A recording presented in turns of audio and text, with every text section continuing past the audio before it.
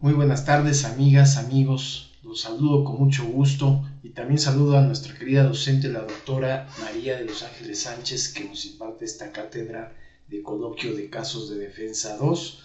en esta Universidad IEXPRO y en este doctorado en Derechos Humanos y Litigación Oral. Yo soy José Luis Olivas y hoy voy a platicar con ustedes de la parte que corresponde a las estrategias no jurisdiccionales en torno a los derechos humanos. Y básicamente pues nos vamos a basar en un caso práctico que hemos venido analizando desde el principio de esta actividad, de esta materia, que es el caso de la recomendación 32/2018 de la Comisión Nacional de los Derechos Humanos. Y básicamente, bueno, les comento que este caso comienza por la manifestación de adultos mayores que no han recibido su pensión y que en algunos otros casos les entregaron un cheque sin fondos y que bueno, de esto los lleva a manifestarse en diferentes ciudades, en diferentes lugares del estado de Veracruz. Básicamente las primeras denuncias se hacen directamente a la Comisión Estatal de Derechos Humanos del estado de Veracruz y posteriormente la Comisión Nacional de Derechos Humanos, viendo la relevancia del caso, hace su atracción o aplica su función de atracción de esta situación que se está suscitando en el estado de Veracruz y comienza a llevar este caso de manera directa. Y básicamente lo hace a partir de que encuentra pues esta importancia, esta relevancia en las diferentes notas periodísticas y videos que se incorporan a la red de internet y pues deciden que pues este caso no es como cualquier otro y hacen aplican esa función de atracción. Bueno, de esa manera inicia la investigación por parte de la Comisión Nacional de Derechos Humanos y básicamente considera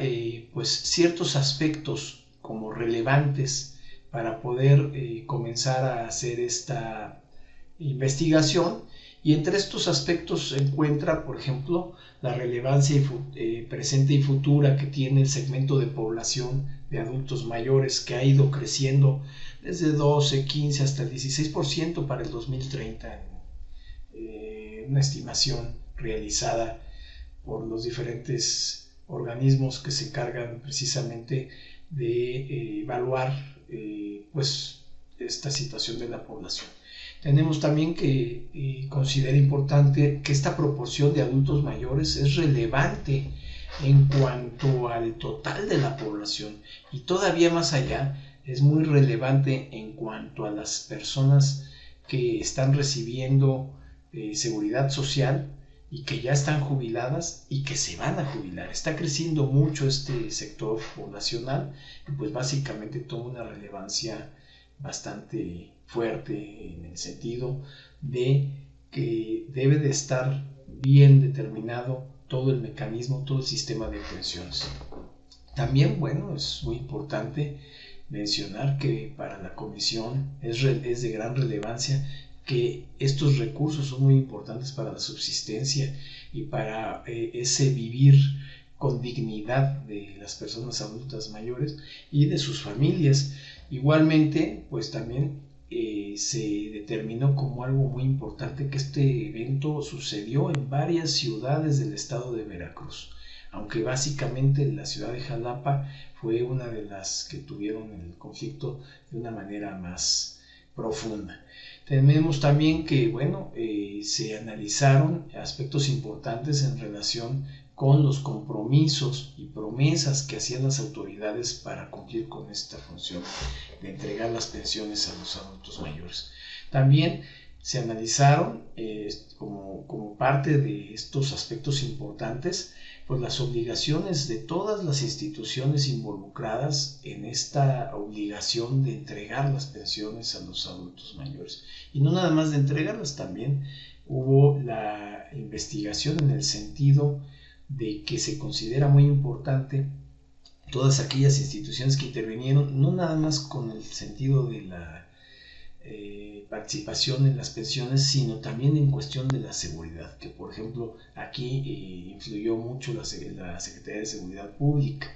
que a pesar de que ella no tenía que ver con el pago de pensiones, sí fue llamada a la zona de conflicto para desalojar a los manifestantes que eran adultos mayores. Y básicamente, bueno, también se considera muy importante el cómo actúa y cuáles son los protocolos de todas estas instituciones que participaron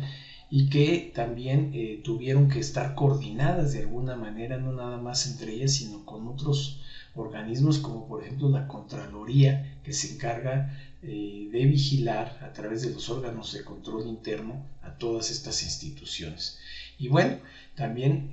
cada una de estas instituciones debe tener un protocolo de actuación para el caso particular en este evento de los adultos mayores, que son un grupo vulnerable y que además están buscando que se les cubra un derecho humano, que es ese derecho a la pensión. También tenemos que hubo otras instituciones, como es la Fiscalía General del Estado de Veracruz, que también intervino a partir de que se le determinaron algunas denuncias o se presentaron algunas denuncias y esta debió haber actuado de una manera determinada. Entonces todo esto conforma parte del contexto del evento que se suscitó en Veracruz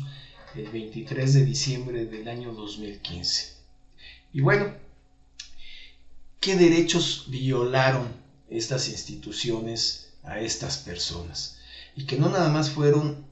los adultos mayores, hubo por ahí algunas víctimas que inicialmente eran potenciales, pero que terminaron siendo víctimas directas, digámoslo así, que son los reporteros, que también se les violentó algún derecho. Bueno, de esta manera tenemos que los derechos humanos violentados fueron en primer lugar la seguridad social. Y la seguridad social ya sabemos que no nada más incluye la cuestión de salud, incluye todos los aspectos económicos y sociales que una persona requiere para llevar una vida digna, para tener un mínimo vital. Y eso está regulado en el artículo 123 de la Constitución Política de los Estados Unidos Mexicanos. Otro derecho que fue violado fue el de reunión en relación con la protesta social pacífica que tenía este grupo de adultos mayores y que está regulado también por el artículo 9 de la Constitución. También se les violó el derecho al trato digno y a su integridad personal, o a proteger su integridad personal, que también de alguna manera están protegidos por el artículo 1 de la Constitución. La libertad de expresión, que se les violentó básicamente a los reporteros al impedirles realizar su trabajo y al amedrentarlos y querer dispersarlos de una manera autoritaria y con exceso de fuerza, y que también está regulado por el artículo 6 de la Constitución. También se viola el derecho de acceso a la justicia en su modalidad de procuración de justicia, en el sentido de que, no se llevaron a cabo las investigaciones, no se consideraron esas denuncias, se les dio carpetazo, y esto también está regulado por la Constitución en su artículo 21 y 102, en sus diferentes párrafos y apartados. En estos artículos lo podemos encontrar. Tenemos por ahí también que se violentó ese reconocimiento a la vulnerabilidad de las personas adultas mayores, que se encuentra disperso este tipo de derechos en muchos muy diferentes dispositivos e incluso a nivel internacional, por ejemplo en el Protocolo de San Salvador, en su artículo 17, o en el Pacto Internacional de los Derechos Económicos, en su artículo 9, o en la Convención Interamericana sobre Protección de los Derechos Humanos de las Personas Mayores. Todos estos aspectos de reconocimiento a la vulnerabilidad de los adultos mayores se omitió por parte de todas las autoridades. Estos son básicamente los derechos que fueron violados, y fueron violados por diversas instituciones. La Secretaría General de Gobierno, que era una institución que de alguna manera debió coordinar todos los aspectos políticos del Estado, en cuanto a la seguridad, en cuanto a la eficacia de las actuaciones de cada una de estas instituciones y dependencias o demás secretarías. La Secretaría de Finanzas, que de alguna manera fue la encargada o es la encargada de hacer la entrega de los recursos económicos, en este caso al Instituto de Pensiones, para que fueran pues dispersados a las cuentas o pagados vía cheque o depósito a los adultos mayores para que obtuvieran su pensión en tiempo y forma. Y también, bueno, tenemos la Secretaría de Seguridad Pública, que debió haber actuado de una manera pacífica y con mayor control ante un grupo vulnerable como son los adultos mayores. Y bueno, sin dejar de lado a la Fiscalía del Estado, que también debió haber dado seguimiento a todas esas denuncias que se fueron presentando y que de alguna manera tampoco lo hizo. Entonces, todas estas secretarías o organismos pues participaron en esa violación de derechos humanos que vimos hace un segundo. Ahora, a manera de conclusión, todo esto nos llevó a la Comisión Nacional de los Derechos Humanos a realizar una serie de recomendaciones a través de determinar medidas que pudieran reparar el daño, como por ejemplo